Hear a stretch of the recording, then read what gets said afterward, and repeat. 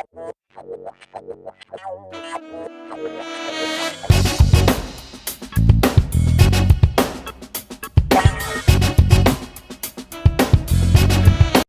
friends, myself Dr. Z. Welcome to 32 Teeth Dentistry. In today's video, we will continue with part 2 of pit and fissure sealants. And if you have not seen part 1 of pit and fissure sealant, so you can click on the eye icon above and watch our previous video. So friends, let's get started. Um, you would imagine for which age group is pit and fissure sealant given, or in which patients it is applicable. So it has an age range, that is 3 to 4 years of age when first primary molar used to erupt. Then in 6 to 7 years of age group where first permanent molar is fully erupt. Then in 11 and 13 years of age group where second permanent molar and premolars are fully erupted in the oral cavity. अब आप बोलेंगे कि इन age group के patients में क्योंकि जो deciduous molar है first and second, वो आ जाते हैं 3 to 4 years ऑफ एज में. फिर first permanent molars and second permanent molars 13 years तक आ जाते हैं. प्री मोलर्स भी आ जाते हैं. इनका एक ही रीज़न है कि हम इनमें केरीज प्रिवेंट करते हैं डेसिडियस और परमानेंट टूथ में, और हम इसमें प्री मैच्योर लॉस को प्रिवेंट करते हैं ताकि हम आगे माल ऑक्लूजन जैसी कोई प्रॉब्लम्स को ना देखें. तो ये एज अ प्रिवेंटिव स्टेप है. चलिए अब हम देखेंगे इंडिकेशन मतलब किन पेशेंट्स में इंडिकेटेड है पिट एंड फिशर सीलेंट्स. तो उन पेशेंट्स में जिनमें कि हाई रिस्क है केरीज के, जैसे रैम्पेंट केरीज हो गया, उन पेशेंट्स में हम इंडिकेट करेंगे. जीरोस्टोमिया जिन पेशेंट्स में होता है जिसको कि हम ड्राई माउथ भी कहते हैं. देन मेडिकली कॉम्प्रोमाइज पेशेंट्स को, और जो पेशेंट जो कि ऑर्थोडोंटिक ट्रीटमेंट के लिए जा रहे हैं उनको ऑर्थोडोंटिक ट्रीटमेंट के पहले हम सारे प्रोफिलैक्टिक प्रोसीजर्स परफॉर्म करते हैं तब, और प्रोफिलैक्टिक प्रोसीजर्स कंप्लीट होने के बाद हम उनको ऑर्थोडोंटिक ट्रीटमेंट देते हैं. और फिर पेशेंट्स विद स्पेशल नीड्स, फिर जिन पेशेंट्स में बहुत डीप पिट एंड फिशर्स रहते हैं उनमें दिया जाता है. वो प्राइमरी एंड परमानेंट दोनों डेंटिशन में अप्लाइड है. जिनके पास अगर प्राइमरी हो या परमानेंट डेंटिशन हो, अगर उसमें डीप पिट एंड फिशर्स है तो हम उनको pit and fissure sealant indicate करेंगे. अगर pit and fissure sealant stained है और उनमें मिनिमम डिकैल्सिफिकेशन एंड ओपेसिफिकेशन म्हणजे कि कैविटी दिख रही है तो हम उनमें इंडिकेट करेंगे. अब हम देखेंगे किन पेशेंट्स में कॉन्ट्रा इंडिकेटेड है. तो मतलब कि अगर टीथ पार्शियली इरप्टेड है तो हम नहीं देंगे. जैसे मैंने आपको पहले भी बताया एज रेंज के इसमें कि जब टीथ फुल्ली इरप्ट हो जाएगा तभी हम देंगे पिट एंड फिशर सीलेंट. जब तक वो पार्शियली इरप्टेड तब तक हम कुछ नहीं करेंगे टीथ को. अब अगर कोई एविडेंस नहीं है केरीज का, ना क्लिनिकली ना रेडियोग्राफिकली, तो भी हम टूथ को मतलब ट्रीट नहीं कर सकते पिट एंड फिशर सीलेंट के लिए. अगर पिट एंड फिशर सीलेंट्स उन्हीं पेशेंट्स में दे सकते हैं जिनमें कि हमको एविडेंट है डीप पिट्स एंड फिशर डीकैल्सिफिकेशन. ठीक है, हम उन्हीं पेशेंट्स में पिट एंड फिशर सीलेंट दे सकते हैं.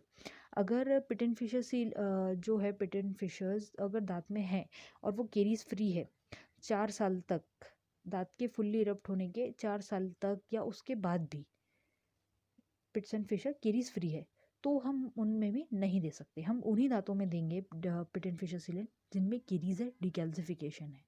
ठीक है. और जो टीथ में white self cleansable pit and fissures है उनको भी कोई ज़रूरत नहीं है पिट एंड फिशर सीलेंट्स की, क्योंकि वो सेल्फ क्लिनजेबल है.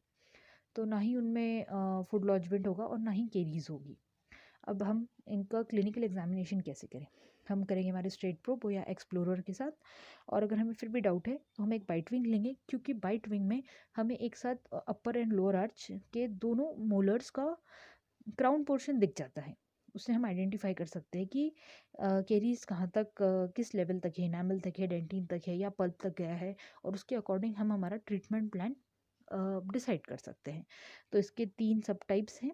कैसे कि ये देखेंगे, अगर इनामल ही इन्वॉल्व है, सिर्फ रेडियोग्राफ हमने ले लिया पेशेंट का, इमेजिन करिए, और हमने अब रेडियोग्राफ देख रहे हैं, तो अगर उसमें सिर्फ इनामल इन्वॉल्व है तो हम यहाँ पे सील करेंगे सिर्फ सरफेस पे, और यहाँ हम नॉन इन्वेजिव टेक्निक यूज़ करेंगे।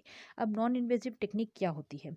तो अगर यहाँ पे सिर्फ इनामिल है इन्वॉल्व है तो इनामिल तक ही डीकैल्सिफिकेशन हुआ होगा, केरीज भी वहाँ तक ही होगी। तो हम क्या करेंगे कि स्पून एस्कैवेटर से ऊपर का केरीज रिमूव कर देंगे स्लाइड, और उसको सील कर देंगे पिट एंड फिशर सीलेंट के साथ सूटेबल, जो भी हमारे पास अवेलेबल है, या best pit and fissure sealant है, हम उससे सील कर देंगे सरफेस। इस प्रोसेस को बोलते हैं नॉन इन्वेजिव टेक्निक, और ये ART में भी आता है, जो कि है ट्रॉमेटिक रेस्टोरेटिव ट्रीटमेंट। अब दूसरा देखते हैं, इनामिल इन्वॉल्व है और इसमें अर्ली डेंटिन इन्वॉल्वमेंट है, मतलब पूरा डेंटिन इन्वॉल्व नहीं हुआ है, स्टार्टिंग का थोड़ा थोड़ा इन्वॉल्व हुआ है।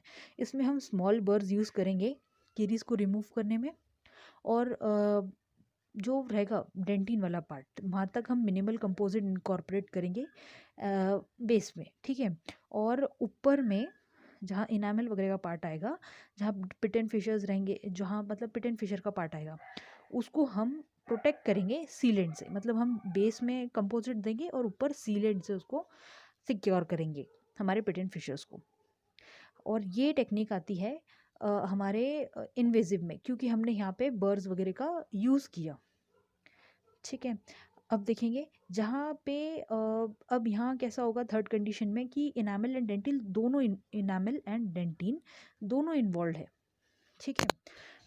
ऐसे भी कह सकते हो कि अब ये थोड़ा एडवांस प्रोसेस हो गया केरीज का। तो इसमें हम दो तरीके से अप्रोच हम देखेंगे। अगर केरीज नॉट अप्रोच नहीं कर रही है पल्प के ऊपर ही तक है और काफ़ी डिस्टेंस है पल्प और केरीज, जो डेंटिन तक पहुंची है केरीज में केरीज को बहुत डिस्टेंस है अभी पल्प की तरफ आने के लिए, तब हम कहेंगे कि अप्रोचिंग पल्प, मतलब अप्रोच नहीं किए पल्प से बहुत दूर है, तब हम उनको स्टैंडर्ड डेंटल रेस्टोरेशन देंगे, जैसे हमने यहाँ पे दिया था कि हम कंपोजिट डाल देंगे और कंपोजिट से ही ऐसा रेस्टोरेशन देंगे कि जो सेल्फ क्लींजेबल हो, सॉसर शेप जैसा, या फिर कंपोजिट रख के उसके ऊपर से हम सीलेंट देंगे। अगर केरीज अप्रोचिंग पल्प है, मतलब कि पल्प हॉर्न तक आ गई है, या फिर जो रिमेनिंग डेंटिन थिकनेस है वो काफ़ी कम है और पेशेंट को सेंसिटिविटी वगैरह सब हो रही है, अगर डेसिडियस डेंटिशन है, तो हम बच्चे में पल्पेक्टोमी या पल्पोटोमी करेंगे और उसके बाद एक क्राउन देंगे, क्योंकि हमको टूथ को प्रिजर्व करना है डेसिडियस डेंटिशन को आने वाले सक्सीडियस या परमानेंट डेंटिशन को गाइड करने के लिए, और माल ऑक्लूजन हम अवॉइड करेंगे। और अगर परमानेंट डेंटिशन है तो हम उसमें रूट कनाल करके प्रिजर्व करेंगे और उसके बाद क्राउन देंगे।